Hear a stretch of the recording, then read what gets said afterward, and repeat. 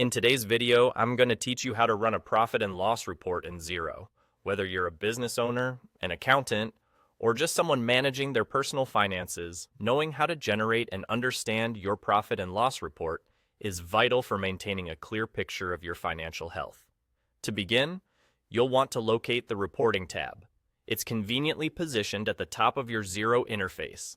This tab is your gateway to a myriad of reports that Xero offers, and the profit and loss report is among the most crucial for assessing financial performance over a given period.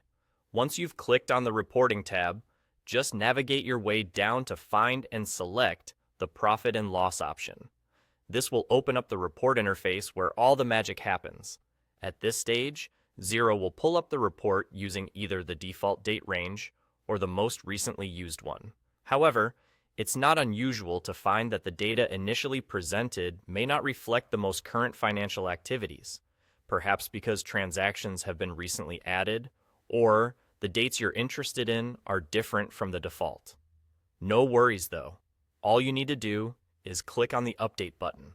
Clicking Update will ensure that your report refreshes to include the latest data entries and adjustments you've made in your accounts.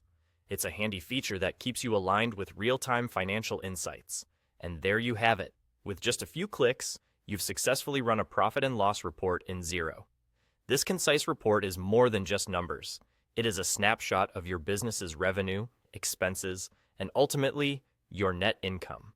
Regularly generating and analyzing your profit and loss report helps you track performance trends, identify areas where you might be overspending, and measure your profitability over your chosen time frame. Remember, staying on top of your reports isn't just about bookkeeping. It's about empowering yourself with the knowledge to make informed decisions, whether you're planning for growth, managing costs, or strategizing for the future. So, revisit this process regularly to keep your financial information up to date and relevant. Thanks for watching.